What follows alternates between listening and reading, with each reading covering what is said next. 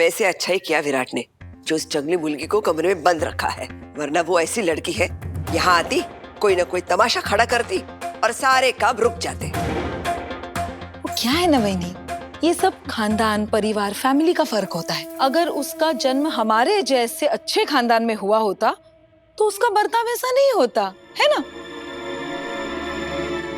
डांट सकते हो, लाख रुपए की बात कही है आपने।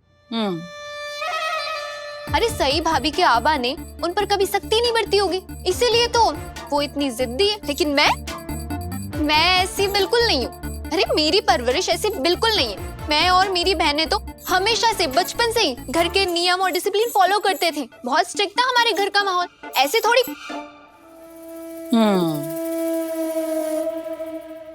मेरा मतलब है 7 बजे के बाद तो हमको तो घर से निकलने की बिल्कुल भी परमिशन नहीं थी। हाँ। अच्छा, रियली?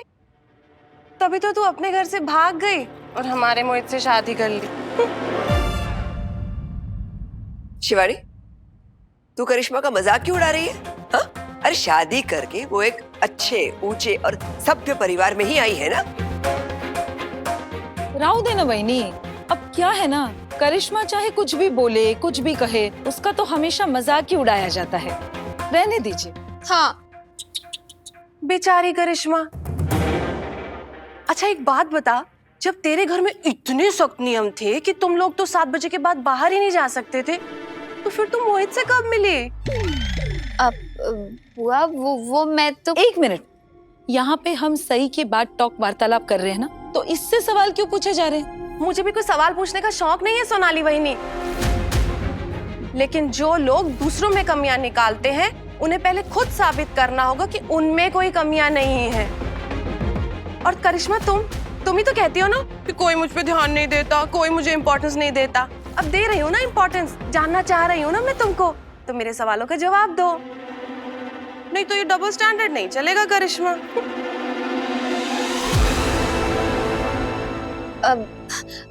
बुआ वो मैं तो बस मेरी बात ना ध्यान से सुन लो करिश्मा, दूसरों को छोटा दिखाकर कभी कोई खुद भी बड़े नहीं हो पाते हैं।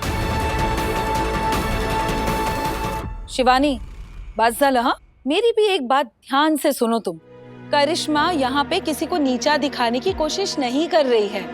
हम तो ये कहने की कोशिश कर रहे हैं कि सई को कमरे में बंद करने का क्या फायदा?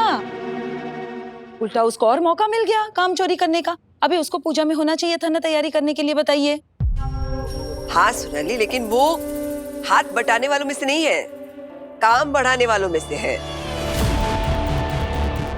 मेरे हिसाब से वो कमरे में ही बंद रहे तो अच्छा है, ताकि हमारे सारे काम शांति से पूरे हो जाएंगे। हाँ। करिश्मा, आज की सारी तैयारियों की जिम्मेदारी तेरी। तू हमेशा अपनी तारीफ पाने के मौके ढूंढती रहती है ना, ले दिया तुझे मौका। आज तुझे अपने आप को साबित करने का मौका दिया जा रहा है। चल काम पर लग जा। चल चल चल करिश्मा, ऐसी अपॉर्चुनिटी, अवसर, मौका फिर से नहीं मिलेगा। अब तेरी काम चोरी नहीं चलेगी, अब तुझे काम करके दिखाना पड़ेगा, समझी? हो ना वहीनी? ओ बरोबर। जा जा जा।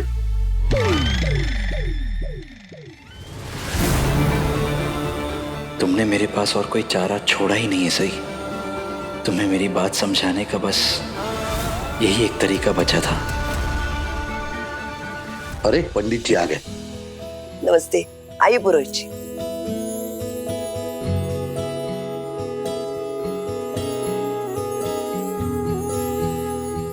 पिछले 1 साल से मैं उस दिन का इंतजार कर रही हूँ कि वो शुभ दिन कब आएगा जब पत्रलेखा और सम्राट पति और पत्नी के रूप में किसी पूजा में शामिल होंगे। हाँ वही अगदी बरोबर। आज वाकई लग रहा है कि आज का दिन बहुत बहुत खास है। वहीनी, सम्राट आला। आओ सम्राट। अरे वाह बड़ी मामी, आज तो बहुत सुंदर लग रही हैं आप। मस्त, हाँ मस्त। हट बदमाश।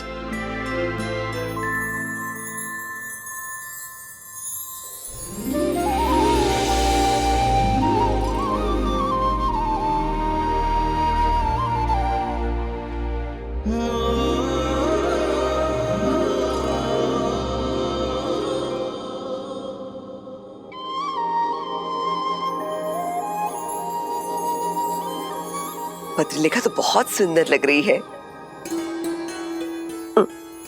किसी की नजर ना लगे। थू थू थू। सिर्फ बोलने से कुछ नहीं होगा वहीनी।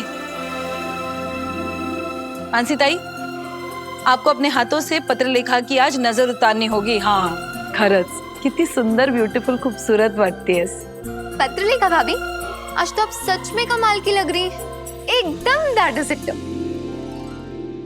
काश मेरे लिए भी ऐसा कोई फंक्शन रखा जाता तो मैं भी आपकी तरह ऐसे पार्लर जाकर तैयार होकर आती।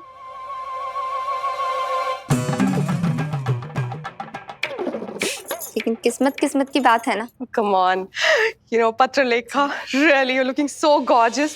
आज तो तुम मुझसे भी ज्यादा सुंदर लग रही हो।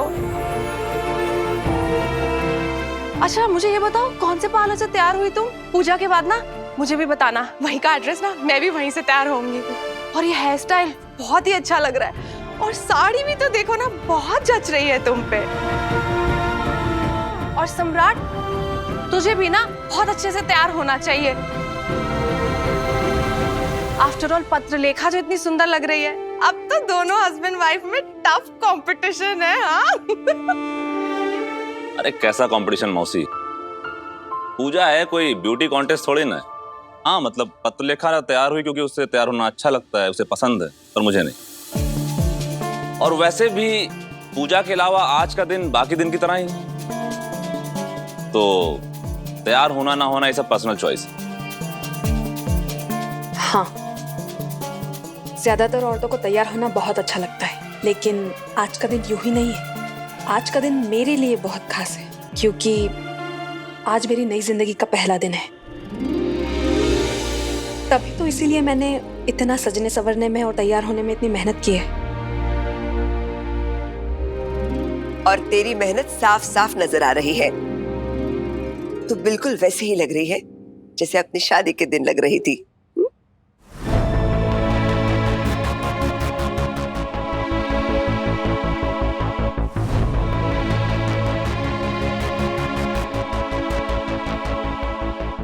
बड़ी मामी प्लीज, आप मेरी शादी वाले दिन का जिक्र भी मत कीजिए। मैं वो दिन याद भी नहीं करना चाहती। मैं बस अपनी नई जिंदगी की नई शुरुआत करना चाहती हूँ।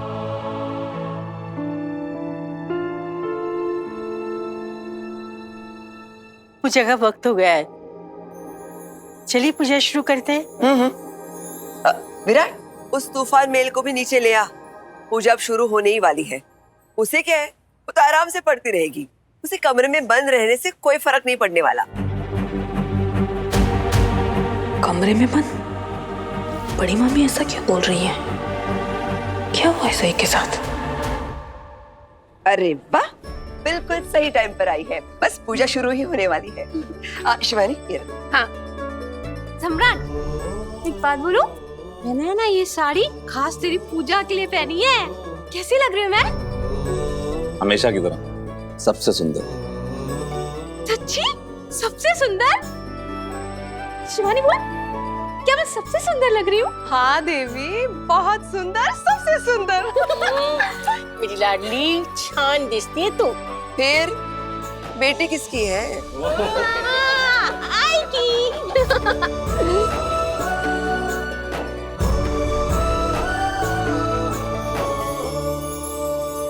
वाओ पत्रलेखा, तू तो आज बहुत सुंदर दिख रही है, खूब छान दिसते।